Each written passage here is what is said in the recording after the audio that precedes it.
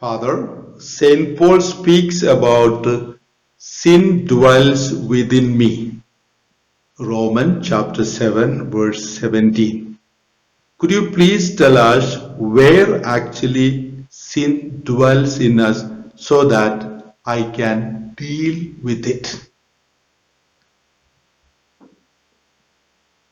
If I catch your question, the question tells like this. According to Saint Paul, the sin dwells within us. Romans 7:17. So it naturally creates in us a curiosity where this sin dwells in my body or within me, so that we can deal with it. Very good question. It can be answered in a very simple, straightforward way using one scripture statement. So we listen to John the Baptist to answer this question, and you can diagnose yourself where the sin dwells in you.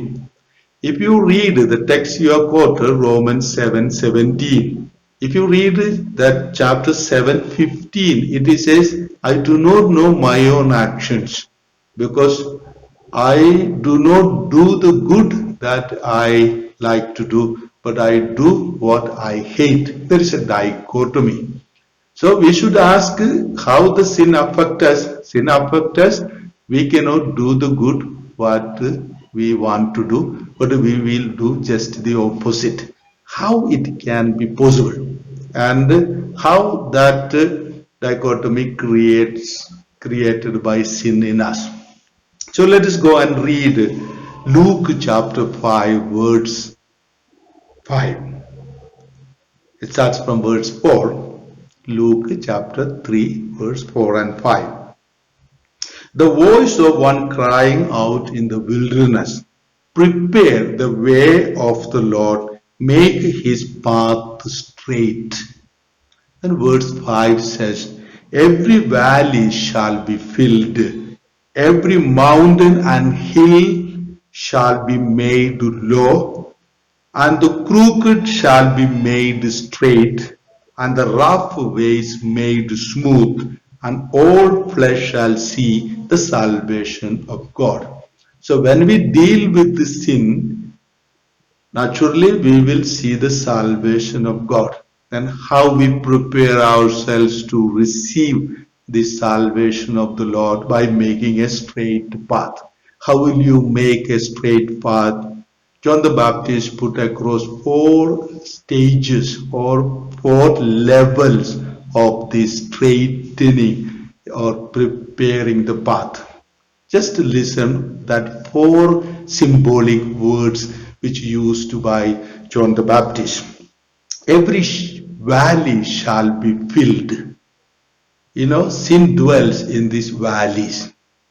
Gehenna is called in Old Testament a deep valley where the fire never stops. Or in Psalm 23, even if I walk through the valley of death, I will not be afraid because he supports me.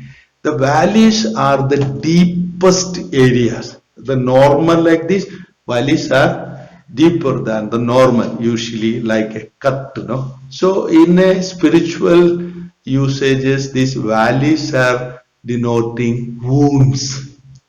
Wounds, the deep subconscious levels created in us where we suppress our shame, our pain, our wounds and hurts that comes from years ago.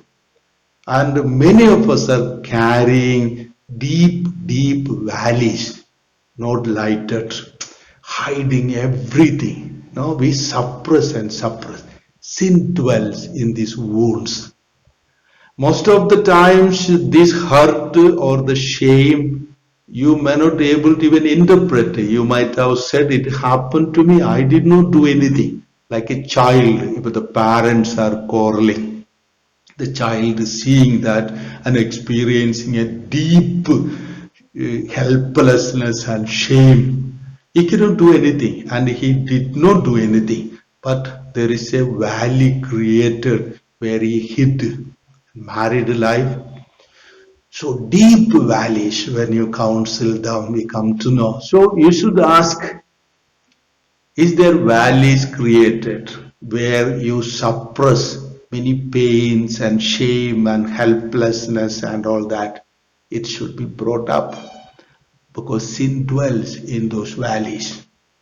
You have to look into the deep valleys that has created or hiding deep within you. Secondly, it says every mountain and hill shall be made low. The valley is normal, from the normal it is down. The mountain is from the normal it is up, representing our hypocrisy, superior complex.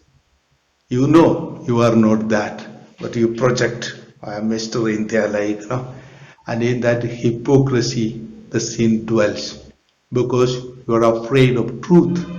And when there is mountains and hills created in our projected self, naturally you can see untruth dwells in you, and where there is untruth, there is no freedom, and such areas are the dwelling place of sin, because it gives a fertile realm for the sin to dwell within us. Thirdly, the text is saying the crooked shall be made straight. Crookedness. How you get done things. Some fellows cannot touch like that, they will come and touch like that. How crook we can be now. Get done things according to your desires and your will, and you can go to any extent, that also in a very gentle way, to achieve it. Crookedness, the attitudes. In that crookedness, when sin dwells, how crooked you are. You know inside of you how crooked you are, and it has been made straight. Because that areas of crookedness, sin dwells. Fourthly, it is said, rough ways made smooth. That rough ways symbolically speak about our emotional self. Now, how rough we can be sometime, those who couples and the community living people know how hard it is to live with the other. It is like traveling in an auto rickshaw in a gutterous road. Cut, like that. Suppose it is going through a highway, how smoothly we can sit now. People speak one day very happily, other day they are cry, then 3 days don't talk, and 5 days don't look. We simply oscillate from the happiness to the sadness, and it is no stability, no emotional maturity. So in that lack of emotional maturity, that roughness created in emotions, gutterous way. There is one day sad, another day happy, and now it is oscillate. Sin dwells in that. Because most of the act that we do is from this emotional immaturity. We want to do good, but because of emotional immaturity, we do the opposite. And later we sit and cry on it and feel sad about it, and we decide not to do it again. Again, because of this roughness, we make a mess with our interpersonal relationship, and sin dwells in that area. Suppose if you ask me, put together, it can be a simple answer like that. Where actually sin will be dwelling in us? Sin can dwell in us in 4 areas. One is that our deeper self, where we create valleys and we suppress things. And in all that suppressed thing are rotten, and it become a fertile area for the sin to dwell. Secondly, all that mountains and hills that we create, untruth that we create, the superiority complex that we create, and where there is untruth, that is the dwelling place of sin. Thirdly, all crooked things that we do, the crooked mentality that we have, especially the attitudes, crooked attitudes, it is the most cherished places of sin to dwell. Fourthly, this rough behavior, the emotional immaturity is the very nice preferred place for the sin to dwell us. So John the Baptist asking us how we can prepare ourselves to see the salvation by filling all the valleys with the good things, bringing down the mountains low with this hills with the truth, and the crookedness made straight with the sincerity and obedience and faithfulness, and the rough ways made smooth with love and compassion and self-control and gentleness, and all flesh shall see the salvation of the world or God. Then the spiritual life will start to flow. To make a good confession also, you can deal with it. How will you deal with it?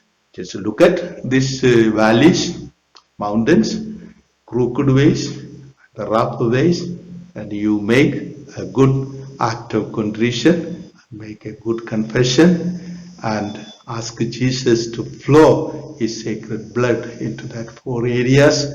You can deal with it very easily.